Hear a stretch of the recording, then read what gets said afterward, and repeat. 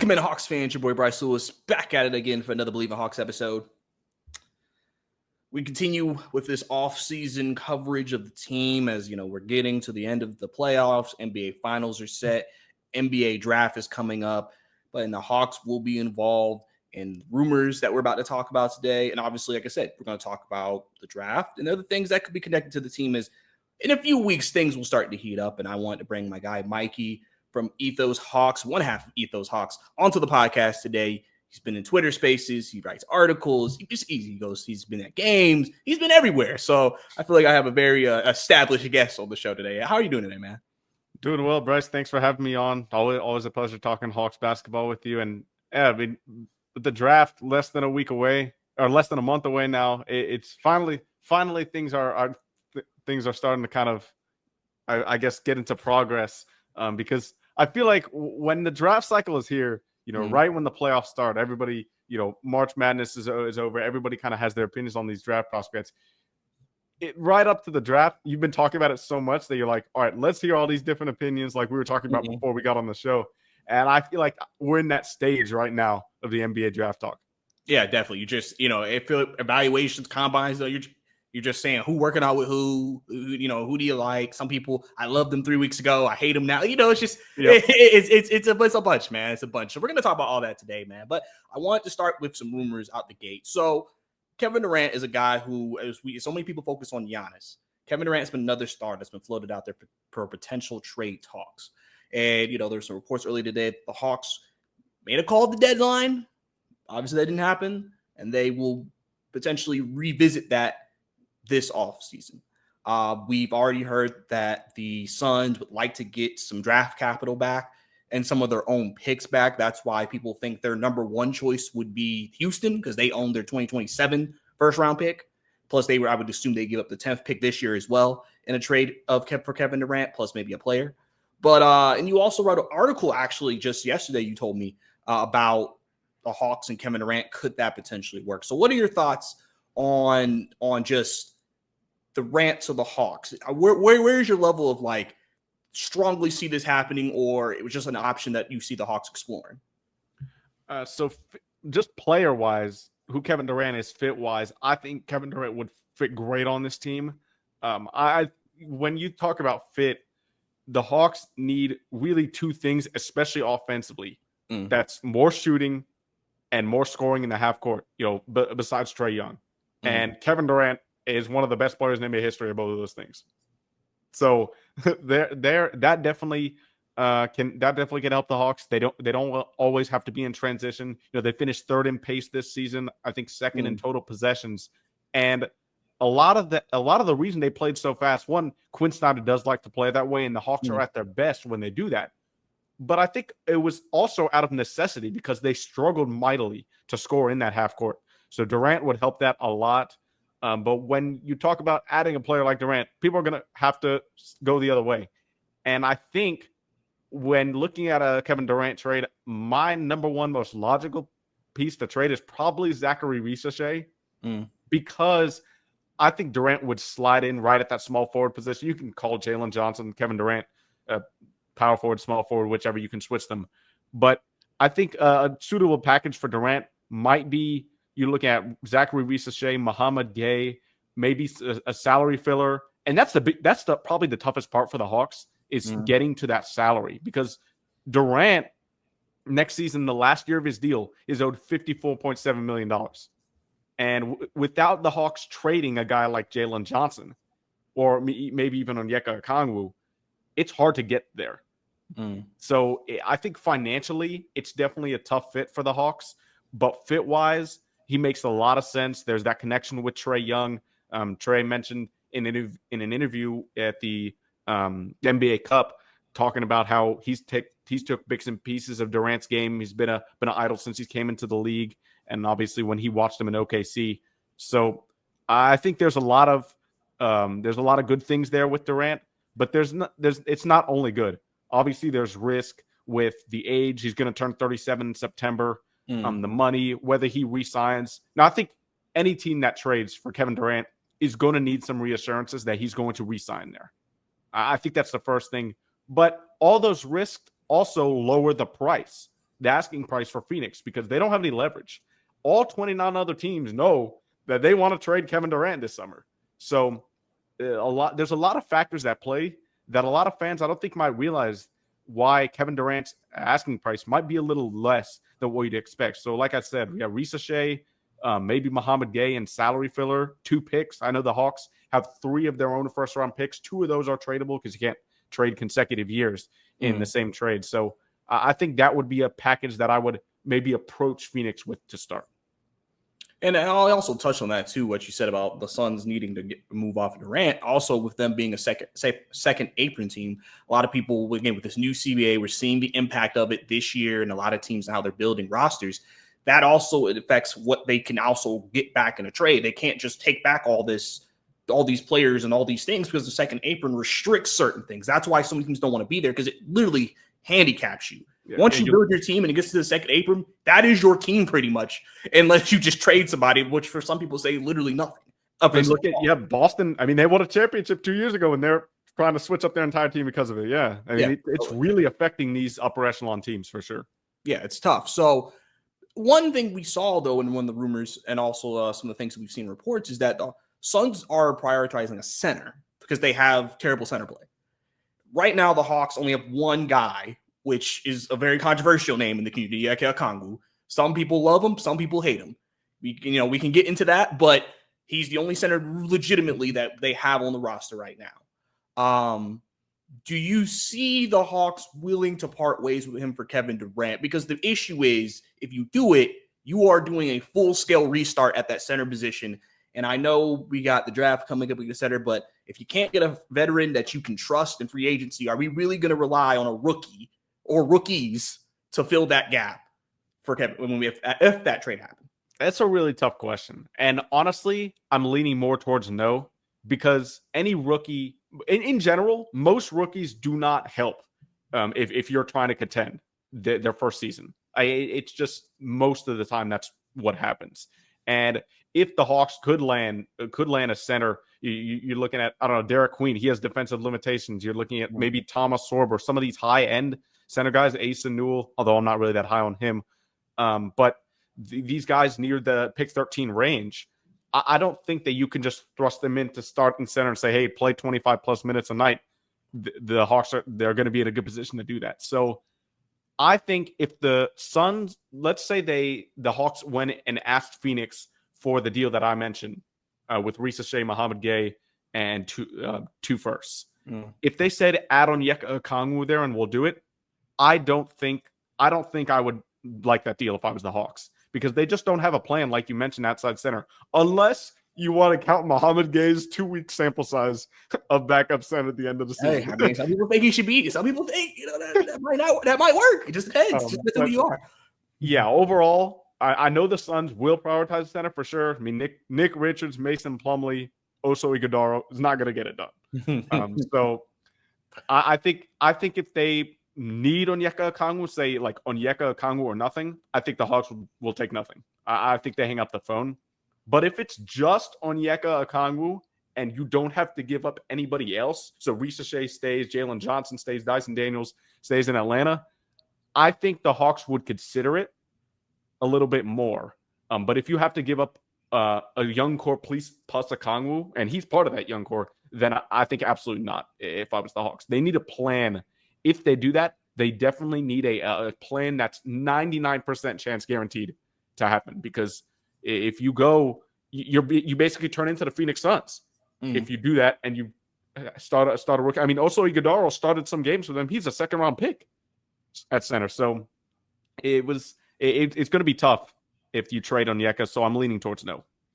Yeah, and then on top of that, too, it may be one of those things where, I mean, if you need to, I mean, maybe you got to include a third or fourth team in that trade to maybe try to make up for that. I've said if they were going to do a Giannis deal, you probably need a third or fourth team. Like I think a lot of these moves, I think we always think about the straight up just me and that team, but sometimes it's like, all right, maybe we can get a player from another team that can help fill a gap that they can't fill, and then that makes the trade doable.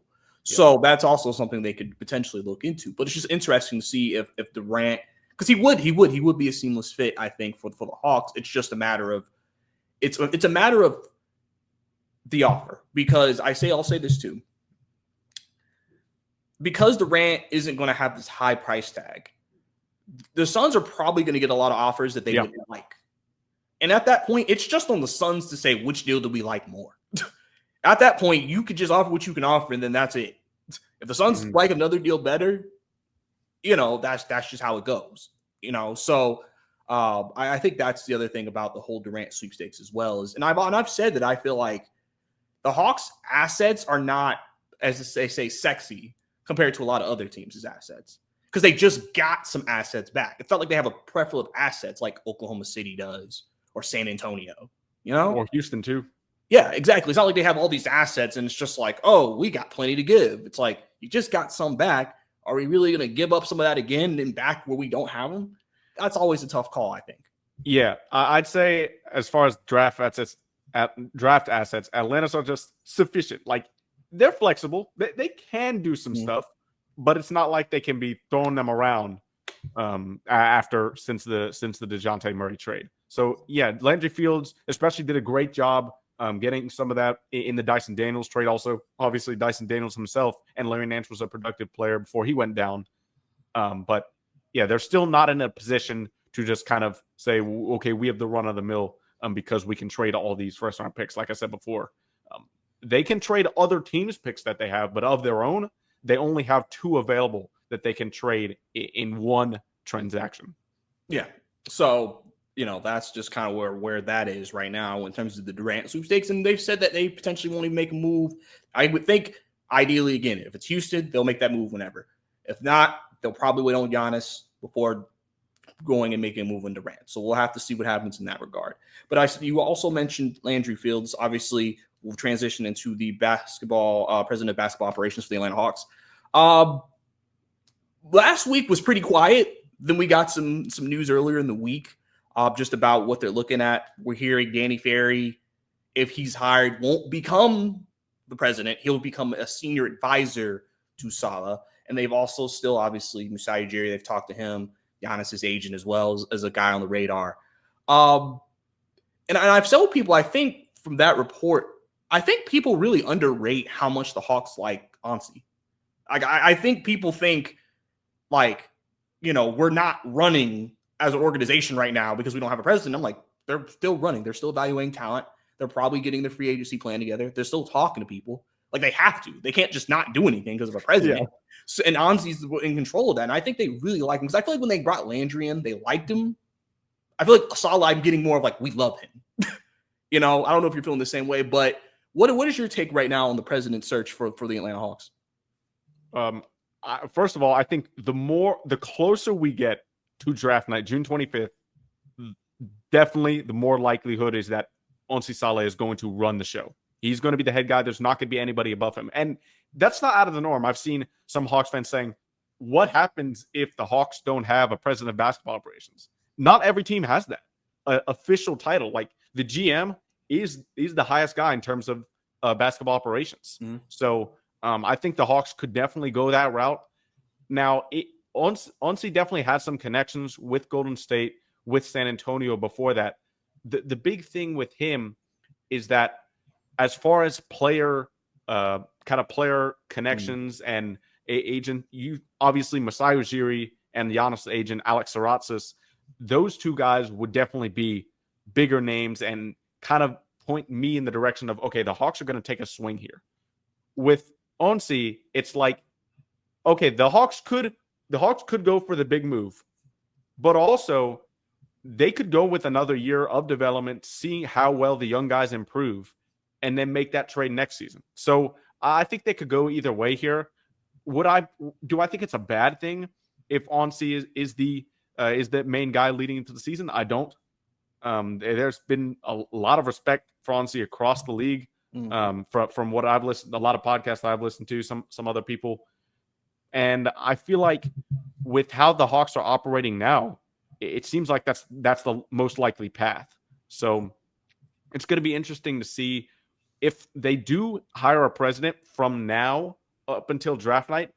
Do the guys that they look at change? Because we had a source today saying that the Hawks invited Hansen Yang for a private workout. And like a lot of those things, do the players that they invite change because they hire a new president? I think they're probably going to stick with some more continuity that they've had since they let Landry go. So in my opinion, I think they're going to stick with Onsi. And I think too about that. I think it might be Hoops Hype. I might be wrong. I believe they said that they're probably looking to hire one right before the draft. Like I don't know how it's right before it is, but right before that. So, I think the draft process, they feel like we have our scouts. Yeah. Still have a guy in the like we have Quinn. Like it's not like we don't have the leadership to evaluate the draft prospects and know what we want to do. And I think the NBA is so different because think about the NFL, you have free agency, then the draft. So you sign guys, then that could change your board. NBA, it's the draft before free agency. So you're trying to figure out who do we like before we even get to free agency from a draft perspective. And so they probably feel confident that Saleh and those guys can handle it before getting into free agency. And maybe the president's really there for like the free agency trade period and trying to figure out those deals. So I will ask you this. As I mentioned, they said if Danny Ferry was hired, he would be an advisor. How would you feel about that if that's the direction they went in and he was just an advisor to Saleh? I mean, Danny Ferry is a controversial name in Atlanta, obviously. But there are a lot of people in advisory roles that like you don't even know about. So I honestly wouldn't have too strong of an opinion on Ferry being an advisor. I mean, he did build good teams, like results wise. You look at the win-loss record in Atlanta before, so he's that connection with Tony Ressler. But I mean, there's definitely some PR question marks there. I would say, and honestly, to be honest, I don't really have much of an opinion on if he becomes advisor. Like it's not a big. You're not going to like hear from him in press conferences. It's not going to be if he was president, or even a GM. I mean, the Hawks already have Onsi there, but so to be honest, it wouldn't really sway me either direction. Okay, yeah, that's fair. Yeah, that's kind of how I feel about it. It's just like, I mean, if it's advisor, it just feels like it would nice to have someone else in the room to work with Saleh, but it's not like we need this overwhelming dominant figurehead to run the entire organization. And he's a little bit more. He's been doing it long. He's been out of a front office position for a decent chunk of time now, but he has that experience. And honestly, even though he was in pretty high positions in Golden State and then in San Antonio a little bit lower down in the organization, but he doesn't have the same experience that Ferry had. So even if it's not Ferry, just a guy who has that experience, I don't think it would hurt. Yeah, definitely. So we'll have to see what they do there. Obviously, that'll be something that will continue to go on. And obviously, when that happens, I'm sure me and you will be running to our mics and being like, all right, time to talk about it, guys. Yeah. So we'll have to see for sure. But let's switch into some draft talk now. Obviously, the Hawks have 2 picks in the first round this year. There's been a lot of discussion about all the different types of players. So there's a lot of options on the board for the Hawks. A lot of people like certain guys. Some people don't, whatever. Let's start with the 13th pick. Who is a guy that you really would like at that pick that you think would realistically be there for them? Realistically, it's tough for me to keep saying this guy because he keeps rising. But at the start of the draft process, it was Carter Bryant for me. And now he's on a lot of mocks going top 10 now. So I may have to come up with somebody else. But Bryant for me is somebody that is going to help pretty soon.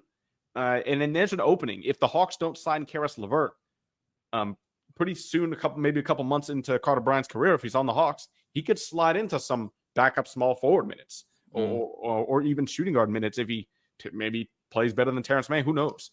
But for me, Bryant is a guy that's going to affect on both ends of the ball. He's a great defender, and especially at the point of attack. But also something that really intrigued me with him was he's not afraid to play low man and really contest shots at the rim for even bigger guys driving. He was great at going vertical, a good defensive playmaker as far as steals and turnovers, steals and blocks, 1 block per game, 0.9 steals in just 19 minutes per game in one season at Arizona. And that's the thing. I'll get a lot of counter arguments saying this guy was on the bench for most of the season. I mean, he played 19 minutes. He only averaged 6.5 points per game. I mean, what do you see there that says he's the 13th overall pick? But for me, it's the fact that there are a lot of guys in this draft that are going to make an impact pretty soon in their careers. I think that this draft, while the top 4 definitely have star upside, especially top 2, Cooper Flagg and Dylan Harper. Other than that, there's not really many star upside guys. There's a lot of players, though, that are going to be great in their roles. And I think Bryant's one of those guys. The last thing I'll say about him is there's been concerns about three-point volume. And yeah, he only took 2.8 threes per game, shot at 37%. The big thing with me is, though, watching a few games of his, the type of shots that he wasn't afraid to take. And with the contest in his face, the guy closing out on him, he was not afraid to let it fly. And that, to me, signals that he's going to be a more volume shooter and a more successful shooter. He's already an accurate shooter, but just that volume is definitely need to go up at the next level. I think that the type of shots that he took, his shot diet, tells me that he's going to be able to do that in the NBA. So for me, the way he affects both ends of the floor, I think Bryant's my guy, number 1 guy for the Hawks at 13. Yeah, he's a game that I've definitely heard rising up the boards. Very athletic guy, and can do a lot of different things that I think the Hawks value, which is I always think about when I look at players. I'm like, okay, what do they usually value? Because we kind of have an idea now of what the type of players in the blueprint, what they want. So I'll throw a couple more names out there to you. First one, Rasheer Fleming. What do you think about him? He's another guy a lot of people like. Yeah, I like Fleming as well. It's weird because they shot really similar. They shot really similar at the combine. Fleming is more of a 4, and I think even likely maybe a small ball 5 eventually in the NBA. But Carter Bryant to me is more of that 2 or 3. They both kind of struggle with shot creation. They don't have a great handle, both of them. They don't really put the ball on the floor much. But Fleming's shot and volume is already there, where you're like, okay, I'm not concerned, or he needs to show me this. And his wingspan is massive. Like the way that he can control the paint and the way that he was able to defensive play make at St. Joe's was honestly really good too. Both of those guys were great. I mean, Fleming, he's 20 years old, and he's already played 3 seasons at the college level. He averaged 14.7 points, 1.4 steals, 1.5 blocks, 39% from 3 on 4.5 attempts. There's a lot to like there. The thing with Fleming, though, is with the Hawks, I think the reason that they could take him at 13 is that need for a backup who plays both ends of the floor behind Jalen Johnson. Now, would they take Fleming at 13 because he's kind of that would maybe classify as a quote unquote reach for him? I'm not sure. There is a lot of concerns with his ball handling and kind of his feel for the game a little bit.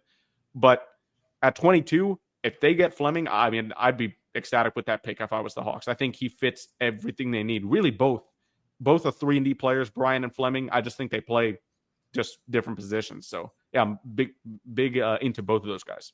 Okay, so let me throw another name out there to you. He's a guy that I heard at the beginning of the process a decent bit. Haven't really heard it as much recently. Colin Murray-Boyles. So I've seen that either you're like super high on him or you're like, I'm not really feeling him. Obviously, a guy with South Carolina, UIC, good finisher, probably one of the best defenders at his position in this draft, sure. If not the best one. Obviously, he's not the biggest guy in the world. And then some people have said if the Hawks take him, how would that fit with Jalen go? Is it of the same type of player almost in a way? It's just in different aspects. What do you think about him if he was in play at 13? In a vacuum, I really do like Colin Murray-Boyles. The way that he can guard so many positions, and he can put the ball on the floor as well, even in the half court. But the big thing with the Hawks is they didn't have great spacing last year. They definitely do need more shooting coming into the 25-26 season. And I worry about that fit with Murray-Boyles in Atlanta there, because he doesn't really add that shooting. And with USC, he wasn't in a good environment there either. And they didn't have great spacing around him. So he was operating in a little bit of close quarters than he would probably prefer. But I think in a shooting environment, on a team with a lot of spacing, I think he would thrive. I do like him. I'm just not sure if he's the best fit for the Hawks because he kind of, like you said, he he's really similar to Jalen Johnson in the fact that the shot is like he's struggled with the shot, but you can tell that he's probably going to get better.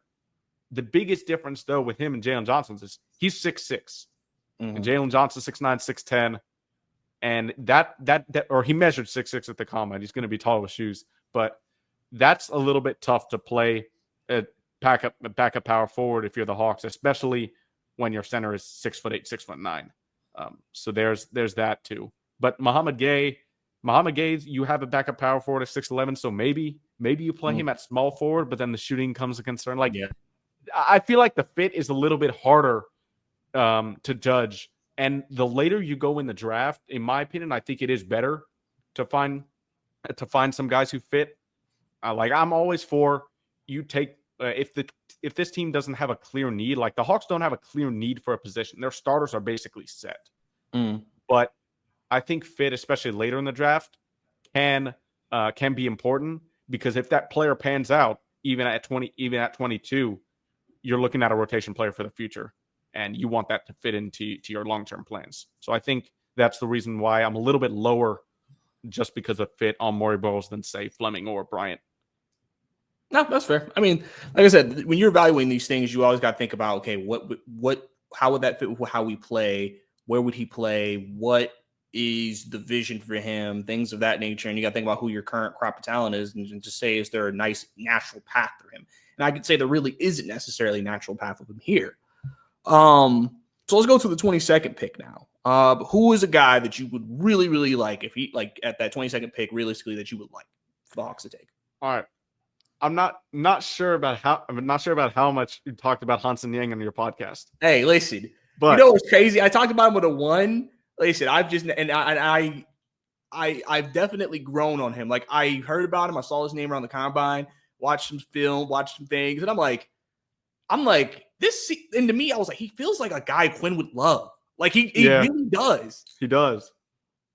Like, for me, I would take him at 22. And I know he's more of a late 20s to early second round guy in a lot of mocks.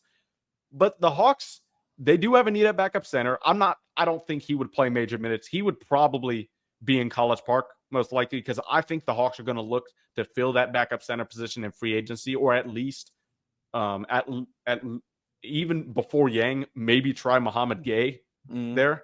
But I would honestly take Yang at 22, because there's a lot of upside there, in my opinion. The passing feel that he has there at 7'1", 7'2", there's passes that he's thrown that you just can't teach centers. I remember, what was it, a couple of weeks ago when he threw a pass in one of the scrimmages, kind of like a backdoor hook around pass from the 3-point line, found a cutter, and I'm like, there's not a lot of players in the NBA, even centers in the NBA, that make that pass. And I think he's got a good handle for his size. He knows how to use his size, which is something that early on it's kind of rare to find. Now, the drawbacks with him are he was playing in the CBA, that the competition might be less, and he's taller than a bunch of the players that he was playing with. So the block numbers might be a little bit inflated there. There's concerns. I mean, he's going to need to work on his body, slim down probably. But the big thing is, I think he can play, even though he's slow-footed.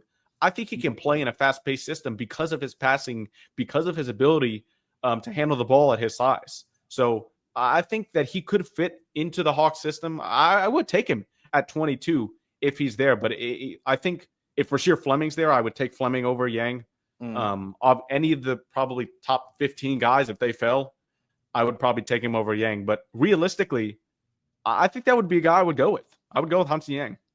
Hey, man, the Yang Trang, man. They call him the Chinese Joker. What do you mean? I mean, like, his hype, like, when I see people talk about him, a lot of people like him. Like, you know, I forgot his name right now, but who I had on a couple episodes ago talking about the draft. He was like, he said he felt like Yang could have came out last year.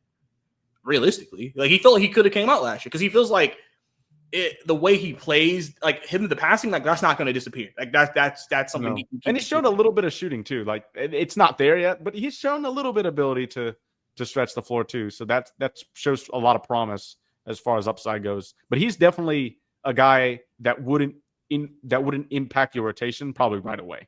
Yeah, and two, because he told me he was like, I would think he needs at least a year before you really give him real minutes. I feel like that's the issue with the draft process. Some people see these guys and like, we can play him right now. Okongwu's in trouble. It's just like, guys, why are we trying to rush him to play like 30 minutes a game and like he's going to become a star in his first year? Like, I mean, I've seen people just say, Yang is the center of our future. Like disregard Okongwu already. And like, I mean, with Okongwu, how he ended last season, if he gets even better, who knows what happens with there? Like Okongwu ended last season so well. So yeah, people are getting a lot ahead of themselves, I think, somewhat with Yang. But I'm definitely high on him. Definitely higher than a second round pick. I think he should go later first round. And I could also see a situation where, like, obviously he starts the season with college Skyhawks, and the Skyhawks season ends before the NBA season, and then you bring him back around the end of the season.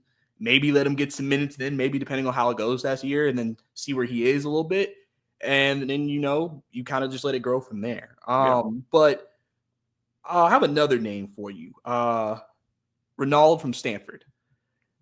He's another guy, 7-footer, can shoot. I think he's one of the best shooting bigs in the draft. Yeah. And people would like him. They say, obviously, his weakness is defensively. They just don't know if he's a good defender at all. But seems like another good natural fit for the Hawks from an offensive perspective. What do you think about him? Yeah, I agree. Honestly, I think with the defensive deficiencies, especially early in his career, I think he's more of a power forward than play him at center for sure. But at power forward, I really do like Reyno. The shooting, the way that he can create at his size anywhere on the court, honestly, is pretty impressive. Just the only thing is there, I think you'd want to play him with a center who definitely can play different type of coverages, like not only drop, but he can play at the level. You can blitz screens. I think Okongwu and Reyno in like a vacuum as far as a 4-5 would be pretty good. I mean, both of them. Reyno can shoot it better than Okongwu now, but you saw how good Okongwu's 3-point shot was as the season went on last year. So I think at a backup 4, it's kind of the opposite to Muhammad Gay. I mean, they're both around the similar size, but Gay gives you that the rebounding progress that he showed at the end of last season was great, and the defense is good. The rim protection. Reyno at Muhammad Gay's size gives you more ball handling, gives you more shooting, gives you some playmaking ability. So it's more offense defense there, but I do like him. I just think he's more of a center and more of a power forward than a center right now because of those defensive deficiencies. And at 22, definitely I think a solid pick for the Hawks for sure. Okay, and I'll throw one last name out to you. I don't know if he would. Some people will say maybe take him at 13. Some people think maybe 22. Thomas Sorber. He's another guy that some people have liked at that spot potentially. What do you think about him for the Hawks fit? I don't think he'd be there at 22. If the Hawks did pick him, I think it would be at 13. But he's a pretty good player. To me, Sorber, the playmaking is pretty good. Massive wingspan. That is what you really like there. But I don't know if drafting a center. To me, I think the Hawks should take a wing early at 13 maybe, and then maybe focus on one of those big men like Reyno or Yang or even Rasheer Fleming if you put him in that category at 22. I think Sorber's a good player, but addressing the backup center, I think is more suited for kind of a veteran style player for the Hawks, at least in the short term. So I'm not as high on Sorber as some others, but I do think he'd go before the Hawks could snag him at 22. And I think too, I also get this thought that at 13, it feels like there's no natural center there that like you're like, I would love the value there. Like it feels like you're either somebody drops to you or you're reaching. It doesn't feel like, there's like, 13, this center would be perfect here. If you know. Yeah, look, if you look at a lot of the big name centers in the draft, I mean, come on, Malowatch. If he falls to 13, I don't know what's going on.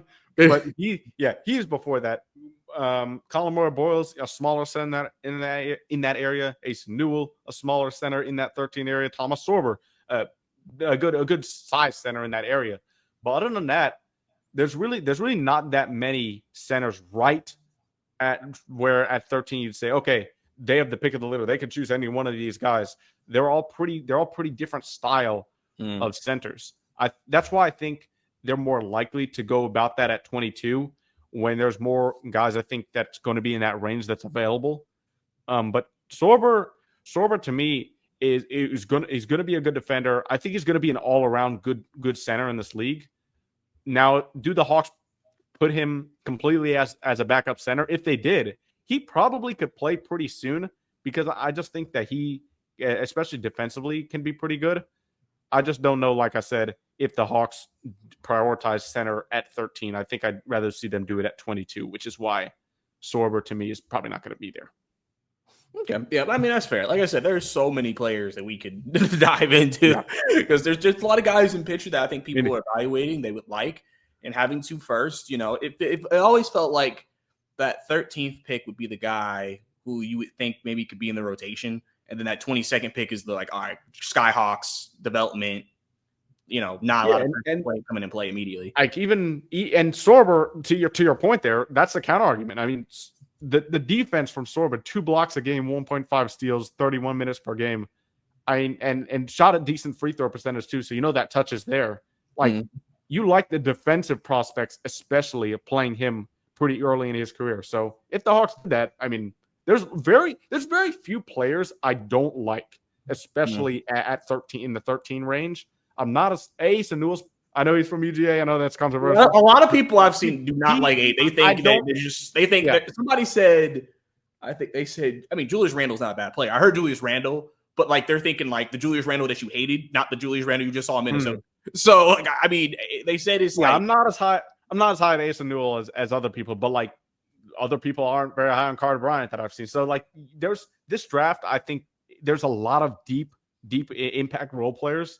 That you could just have so many different opinions on these guys, and that's what's fun about draft discourse. You have those debates. You talk about those all the time. So I definitely enjoy talking about this draft more than some of the recent ones so far, because I feel like from the maybe 9 to 20 range ish, there are so many similar players that you just don't go wrong with a lot of players. So that's why these drafts are always fun to talk about.